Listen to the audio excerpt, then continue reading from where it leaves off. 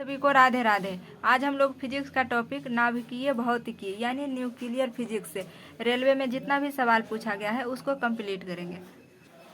आज का पहला सवाल है कि सूर्य की ऊर्जा का स्रोत है। आंसर हो जाएगा ऑप्शन सी, नाभिकीय संलयन अभिक्रिया। नाभिकीय संलयन अभिक्रिया में क्या होता है, सूर्य की ऊर्जा बनता है नाभिकीय संलयन से। और हाइड्रोजन बम से भी नाभिकीय संलयन अभिक्रिया ही उत्पन्न होता है। और परमाणु बम में नाभिकीय विखंडन अभिक्रिया उत्पन्न होता है।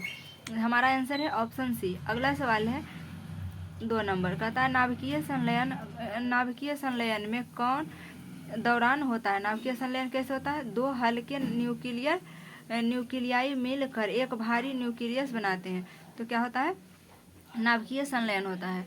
और ऑप्शन बी में लिखा हुआ है एक भारी न्यूक्लियस स्वतः ही खंडित होता है। तो यह किस में होता है, यह होता है परमाणु बम में। परमाणु बम में खंडित होता है और नाभिकीय संलयन में ये क्या होता है, मिल जाता है। ऑप्शन ए में लिखा हुआ है न्यूट्रॉन बमबारी। न्यूट्रॉन बमबारी में जान माल की क्षति होती है लेकिन भवन इमारत का क्षति नहीं होता है। हमारा आंसर हो जाएगा ऑप्शन सी। अगला सवाल है 3 नंबर, कहता है परमाणु विखंडन डैश की प्रक्रिया है। आंसर हो जाएगा ऑप्शन बी, एक भारी परमाणु नाभिक के उपखंड में। अगला सवाल है 4 नंबर, कहता है हाल ही में कौन सा खोज विज्ञान के क्षेत्र में एक बड़ी सफलता के रूप में मानी जाती है। आंसर हो जाएगा ऑप्शन बी, गुरुत्वाकर्षण तरंगों का पता लगाना। अगला सवाल है 5 नंबर, कहता है पोखरण के किस वर्ष पहला परमाणु परीक्षण आयोजित किया गया था। आंसर हो जाएगा ऑप्शन सी, 1974। 18 मई 1974 को पोखरण राजस्थान में पहला परमाणु परीक्षण हुआ था। इसे स्माइलिंग बुद्धा के नाम से भी जाना जाता है। हमारा आंसर हो जाएगा ऑप्शन सी। अगला सवाल है 6 नंबर, कहता है एक हाइड्रोजन एटम में कितने न्यूट्रॉन होते हैं। आंसर हो जाएगा ऑप्शन सी, 3 न्यूट्रॉन होते हैं। एक हाइड्रोजन एटम में 3 न्यूट्रॉन होते हैं। अगला सवाल है 7 नंबर, कहता है न्यूटन भाभा फंड कार्यक्रम किनकी एक संयुक्त पहल थी। आंसर हो जाएगा ऑप्शन बी, भारत और ब्रिटेन की।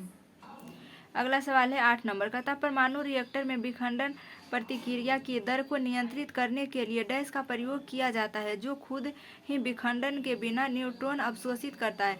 आंसर हो जाएगा ऑप्शन बी, कैडमियम। आंसर हो जाएगा ऑप्शन डी, कैडमियम। अच्छा, ऑप्शन बी में लिखा हुआ है ग्रेफाइट। ग्रेफाइट का यूज किस में किया जाता है, पेंसिल के नोक में किया जाता है और स्नेहक के रूप में भी ग्रेफाइट का यूज करते हैं। अच्छा, ऑप्शन ए में लिखा हुआ है भारी जल। इसका फॉर्मूला होता है D2O। इसे न्यूक्लियर में यूज किया जाता है और इसका परमाणु क्रमांक 20 होता है। और ऑप्शन सी में पानी का फॉर्मूला क्या होता है, H2O होता है और इसका परमाणु भार 18 होता है। अगला सवाल है 9 नंबर, कहता है सितारों में प्लाज्मा बनने का कारण है। आंसर हो जाएगा ऑप्शन ए, उच्च तापमान। अगला सवाल है 10 नंबर, कहता है साहा नाभिकीय भौतिकी संस्थान कहाँ स्थित है। आंसर हो जाएगा ऑप्शन डी, पश्चिम बंगाल में। अगला सवाल है 11 नंबर, कहता है कि एक परमाणु रिएक्टर में विखंडन नियंत्रण रॉड कैडमियम का काम करती है। आंसर हो जाएगा ऑप्शन बी, चेन रिएक्शन को नियंत्रित करने के लिए अतिरिक्त न्यूट्रॉन को अवशोषित करती है। अगला सवाल है 12 नंबर, कहता है कि कौन सा विकल्प भारत का सबसे बड़ा परमाणु ऊर्जा संयंत्र है। आंसर हो जाएगा ऑप्शन बी, तारापुर परमाणु पावर स्टेशन। अच्छा, ऑप्शन ए में लिखा हुआ कुंडनकुलम परमाणु ऊर्जा संयंत्र। यह कहाँ है, कुंडनकुलम तमिलनाडु में है। यह सबसे नया परमाणु ऊर्जा संयंत्र है। और ऑप्शन सी में लिखा हुआ राजस्थान। राजस्थान में कौन सा है, रावतभाटा। राजस्थान में रावतभाटा परमाणु ऊर्जा संयंत्र है। और कैगा कर्नाटक में है। कैगा कहाँ है, कर्नाटक में। और ये राजस्थान में रावतभाटा में है, तारापुर महाराष्ट्र में और कुंडनकुलम तमिलनाडु में है। अगला सवाल है 13 नंबर, कहता है डैश ने एटम बम का आविष्कार किया था। आंसर हो जाएगा ऑप्शन ए, ओपेनहाइमर ने। अगला सवाल है 14 नंबर, कहता है कौन सा नाभिकीय विखंडन में मंदक का कार्य करता है। आंसर हो जाएगा ऑप्शन डी, भारी जल। अगला सवाल है 15 नंबर, कहता 1998 में पोखरण में भारत द्वारा किए गए परमाणु परीक्षण का कोड क्या था। आंसर हो जाएगा ऑप्शन सी, ऑपरेशन शक्ति। ऑपरेशन शक्ति था 1998 में पोखरण से संबंधित यानी परमाणु परीक्षण से संबंधित। और ऑप्शन बी में लिखा हुआ है ऑपरेशन विजय। ऑपरेशन विजय कारगिल युद्ध से संबंधित है। भारतीय सैनिकों द्वारा ऑपरेशन विजय चलाया गया था कारगिल युद्ध में, और ये सेकंड परमाणु परीक्षण को ऑपरेशन शक्ति के नाम से जाना जाता है। यह हुआ था 1998 में। अगला सवाल है 16 नंबर का था मुस्कुराते बुद्धा यानी स्माइलिंग बुद्धा किसके लिए कोड नाम है? तो आंसर हो जाएगा ऑप्शन डी। यह भारत द्वारा 1974 में किए गए पोखरण के फर्स्ट परमाणु परीक्षण से। अच्छा, ऑप्शन सी में लिखा हुआ है भारत द्वारा 1998 में किए गए पोखरण सेकंड परमाणु परीक्षण से। ये किससे हो जाएगा? ये हो जाएगा ऑपरेशन शक्ति से संबंधित, और ये हो जाएगा स्माइलिंग बुद्धा यानी पहला परमाणु परीक्षण से संबंधित। हमारा आंसर ऑप्शन डी है। अगला सवाल है 17 नंबर का था मुंबई में परमाणु ऊर्जा संस्थान का पुनः नामकरण किस भारतीय परमाणु भौतिक विधि के सम्मान में किया गया था? आंसर हो जाएगा option D. Option C Homi Jehangir Bhabha. अच्छा, ऑप्शन ए में लिखा हुआ है सीवी रमन। सीवी का फुल फॉर्म क्या होता है? चंद्रशेखर वेंकटन रमन। इन्हें नोबेल पुरस्कार दिया गया था 1930 में। यह भारतीय भौतिकविद थे और इन्होंने प्रकाश के प्रकीर्णन का सिद्धांत दिया था। कौन? सीवी रमन। अच्छा, अगला सवाल है 18 नंबर कहता है कि 1940 के दशक में कुछ महान वैज्ञानिकों ने यूरेनियम को युद्ध करने तथा एटम का निर्माण करने का प्रयास किया। उनके इस कार्य प्रोजेक्ट का क्या नाम था? आंसर हो जाएगा ऑप्शन ए मैनहट्टन परियोजना। अगला सवाल है 19 नंबर कहता है कि भारत ने अपने पहले परमाणु उपकरण का परीक्षण कहाँ किया था? आंसर हो जाएगा ऑप्शन बी पोखरण में। अच्छा, ऑप्शन ए में लिखा हुआ है तारापुर कहाँ है? महाराष्ट्र में। यहाँ परमाणु ऊर्जा स्टेशन है तारापुर में। कलपक्कम कहाँ है? तमिलनाडु में। अगला सवाल है 20 नंबर कहता है जब किसी भारी नाभिक के टूटने से दो छोटे नाभिक बनते हैं तो विशाल मात्रा में ऊर्जा उत्सर्जित होती है। इस क्रिया को क्या कहते हैं? आंसर हो जाएगा ऑप्शन बी नाभिकीय विखंडन। और नाभिकीय संलयन किस में होता है? सूर्य में और परमाणु हाइड्रोजन में। हाइड्रोजन बम में नाभिकीय संलयन होता है और सूर्य का ऊर्जा प्राप्त करने की विधि होता है नाभिकीय संलयन। अगला सवाल है 21 नंबर कहता है सूर्य में कौन सा तत्व सर्वाधिक मात्रा में रहता है? आंसर हो जाएगा ऑप्शन बी हाइड्रोजन। हाइड्रोजन सूर्य में अधिक रहता है और वायुमंडल में सबसे अधिक नाइट्रोजन रहता है। सिलिकॉन, ऑप्शन डी में लिखा है सिलिकॉन का प्रयोग किस चीज में किया जाता है? इलेक्ट्रॉनिक सामान बनाने में सिलिकॉन का उपयोग किया जाता है और इसका प्रयोग सबसे ज्यादा सेमीकंडक्टर में किया जाता है। अगला सवाल है 22 नंबर कहता है नाभिकीय विखंडन में ट्रिग्नर क्या है? आंसर हो जाएगा ऑप्शन बी न्यूट्रॉन। ट्रिग्नर क्या है? न्यूट्रॉन है। अच्छा, ऑप्शन ए में लिखा हुआ है इलेक्ट्रॉन की खोज किसने किया था? जे थॉमस। इलेक्ट्रॉन की खोज चैडविक ने किया था और प्रोटॉन की खोज रदरफोर्ड ने किया था और न्यूट्रॉन की खोज किसने किया था? न्यूट्रॉन की खोज चैडविक ने किया था। इलेक्ट्रॉन की खोज किसने किया था? जे थॉमसन ने किया था। गलती बोल दिए थे उस समय। ए हो जाएगा इलेक्ट्रॉन की खोज किसने किए थे? जे थॉमसन ने किए थे। और अच्छा, ऑप्शन सी में लिखा हुआ है पोजिट्रॉन। न्यूट्रॉन का एंटीकन है पोजिट्रॉन। तो न्यूट्रॉन का एंटीकन हो गया पोजिट्रॉन। इलेक्ट्रॉन की खोज जे थॉमसन ने किए थे। प्रोटॉन के खोज रदरफोर्ड ने किए थे। न्यूट्रॉन के खोज चैडविक ने किए थे। और क्वेश्चन क्या पूछ रहा है? नाभिकीय विखंडन में ट्रिग्नर क्या है? आंसर हो जाएगा ऑप्शन बी न्यूट्रॉन। अगला सवाल है 23 नंबर कहता है नाभिकीय रिएक्टर में मंदक के रूप में इसमें से किसका प्रयोग किया जाता है?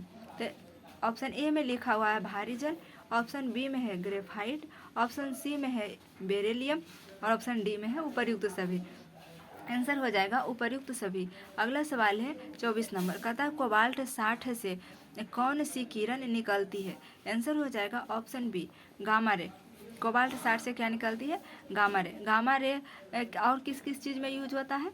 इसका गामा रे का वेधन क्षमता सबसे अधिक होता है, इसलिए यह शरीर को भी छेद सकता है, लेकिन यह ज़्यादा दूर तक नहीं जाता है। इसलिए कहा जाता है कि गामा रे का तरंगदैर्घ्य बहुत कम होता है और वेधन क्षमता सबसे अधिक होता है। गामा किरणें का यूज FCI गोदाम में भी किया जाता है और कैंसर को ठीक करने में भी गामा रे का यूज किया जाता है। अच्छा, ऑप्शन ए में लिखा हुआ है बीटा, ये एक्सरे। एक्सरे की खोज किसने किए थे? रोएंटजन ने किए थे। अगला सवाल है 25 नंबर का था द्रव्यमान ऊर्जा समतुल्यता का संबंध E = mc² का प्रतिपादन किसने किया था? आंसर हो जाएगा आइंस्टीन ने। अच्छा, ऑप्शन ए में लिखा हुआ मैक्स प्लांक। मैक्स प्लांक क्या किए थे? ये क्वांटम सिद्धांत दिए थे और न्यूटन को फिजिक्स का जनक कहा जाता है। और ये गुरुत्वाकर्षण के नियम भी न्यूटन दिए थे। प्रकाश की खोज न्यूटन की, ये और ये क्या बोलता है, गुरुत्वाकर्षण की खोज किसने किए थे? न्यूटन। गति के सिद्धांत न्यूटन ने दिए थे। अच्छा, ऑप्शन डी में लिखा हर्ज। आवृत्ति का ऐसा मात्रक हर्ज होता है। हमारा आंसर क्या हो जाएगा? Option B, E = mc²। Einstein ने दिए थे। अगला सवाल है 26 नंबर कहता न्यूक्लियर पावर स्टेशन में ऊष्मा उत्पन्न करने हेतु साधारणतः किस ईंधन का प्रयोग होता है? आंसर हो जाएगा option B, option D, uranium 235। Uranium 235 का यूज न्यूक्लियर पावर स्टेशन में किया जाता है ईंधन के रूप में। अगला सवाल है 27 नंबर कहता है छिद्र कार्य करता है परमाणु जैसा। परमाणु जैसा आंसर हो जाएगा ऑप्शन बी, धनात्मक आवेश। अगला सवाल है 28 नंबर कहता है कौन सा कैथोड द्रव उच्चतम उत्सर्जन दक्षता प्रदान करता है? आंसर हो जाएगा ऑप्शन ए, ऑक्साइड विलेपित। अगला सवाल है 29 नंबर कहता है कौन सा सत्य है? क्या है? कौन सा सत्य है? तो ऑप्शन ए में लिखा हुआ है कि संलयन एवं विखंडन दोनों समान ऊर्जा उत्सर्जित करते हैं। तो नहीं, ये गलत हो जाएगा। संलयन ज़्यादा ऊर्जा उत्सर्जित करता है, विखंडन कम ऊर्जा उत्सर्जित करता है। तो पहला गलत हो गया। दूसरा लिखा हुआ है कि संलयन में प्रति इकाई द्रव्यमान में उत्सर्जित ऊर्जा विखंडन में प्रति इकाई द्रव्यमान में उत्सर्जित ऊर्जा से अधिक होती है। तो हाँ, ऑप्शन बी सही हो जाएगा और हमसे सही ही पूछा है, तो आंसर हो जाएगा ऑप्शन बी। अगला सवाल है 30 नंबर कहता है सोलर सिस्टम को किसने खोजा है? आंसर हो जाएगा ऑप्शन ए, कॉपरनिकस। कॉपरनिकस ने ही सबसे पहले बार बोले थे कि ये पृथ्वी जो है सूर्य का चक्र लगाता है। किसने बोले थे? कॉपरनिकस ने। और ग्रहों के गति का सिद्धांत किसने दिए थे? केपलर ने दिए थे। आर्यभट्ट ने जीरो के आविष्कार किए थे। और न्यूट्रॉन तो आप थोड़ा देर पहले ही डिस्कस किए। अगला सवाल है 31 नंबर कहता है रेडियोधर्मी तत्व किसका भारत में विशाल भंडार कहाँ पाया जाता है?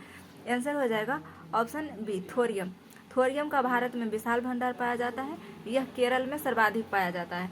और यूरेनियम और प्लूटोनियम को परमाणु ईंधन के रूप में इस्तेमाल किया जाता है।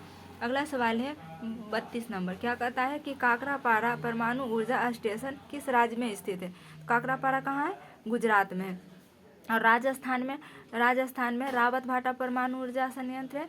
और कर्नाटक में कैगा है। और महाराष्ट्र के तारापुर में है। अगला सवाल है 33 नंबर कहता है क्वथन जल रिएक्टर और दाब जल रिएक्टर डैश के प्रकार है? आंसर हो जाएगा ऑप्शन सी, परमाणु रिएक्टर। अगला सवाल है 34 नंबर कहता है कि सभी भारी रेडियो सक्रिय तत्व अंतिम रूप से परिवर्तित होता है? आंसर हो जाएगा ऑप्शन बी, सीसा में। अगला सवाल है 35 नंबर कहता है कि नाभिकीय रिएक्टर में न्यूट्रॉन को अवशोषित करने वाला तत्व है? आंसर हो जाएगा ऑप्शन ए, कैडमियम। अगला सवाल है 36 नंबर कहता है सूर्य में नाभिकीय ईंधन है? आंसर हो जाएगा ऑप्शन सी, हाइड्रोजन। सूर्य में कौन सा नाभिकीय ईंधन है? हाइड्रोजन हो जाएगा। अगला सवाल है 37 नंबर कहता है 3 प्रकार के रेडियो सक्रिय अवयवों द्वारा संक्रमित किरणों में कौन सी एक्स किरण की तुल्य है किंतु कम तरंग दैर्ध्य की है? आंसर हो जाएगा ऑप्शन बी, गामा किरण। गामा किरण का तरंग दैर्ध्य सबसे कम होता है और सबसे अधिक तरंग दैर्ध्य होता है रेडियो किरण का। अगला सवाल है 38 नंबर कहता है रेडियम, ये मिलान करने के लिए दिया हुआ है। तो रेडियम के खोज किसने किए थे? मैडम क्यूरी ने किए थे। और ये पीरियोडिक टेबल की खोज किसने किए थे? मेंडलीफ ने किए थे। क्वांटम सिद्धांत किसने दिए थे? मैक्स प्लांक ने दिए थे। और एक्सरे की खोज किसने किए थे? रोएंटजन ने किए थे। तो हमारा आंसर हो जाएगा ऑप्शन सी। अगला सवाल है 39 नंबर कहता है सूर्य के रेडिएंट ऊर्जा किससे उत्पन्न होती है? आंसर हो जाएगा ऑप्शन बी, नाभिकीय संलयन से। अगला सवाल है 40 नंबर कहता है अंतरिक्ष में दो बिंदुओं की पृथकता की दूरी को क्या कहते हैं? आंसर हो जाएगा ऑप्शन बी, लंबाई। अगला सवाल है 41 नंबर का, सूर्य तारों के जिस परिवार से संबंधित है उसे जाना जाता है। आंसर हो जाएगा ऑप्शन बी, छोटा, पीला और बौना। अच्छा, ऑप्शन ए में लिखा हुआ है लाल दानव। लाल दानव तारा कहा जाता है जब सूरज का ईंधन समाप्त हो ये जब तारा का ईंधन समाप्त हो जाता है और लाल होकर जब बड़ा हो जाता है, मृत्यु से पहले उसे क्या कहा जाता है? लाल दानव तारा कहा जाता है। अब क्वेसर पल्सर को चमकीला तारा कहा जाता है।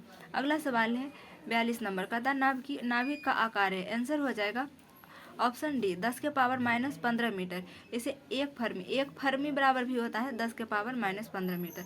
अगला सवाल है 43 नंबर का, प्रसिद्ध बिग बैंग थ्योरी किस मुख्य सिद्धांत पर आधारित है? आंसर हो जाएगा ऑप्शन बी, डॉपलर प्रभाव पर।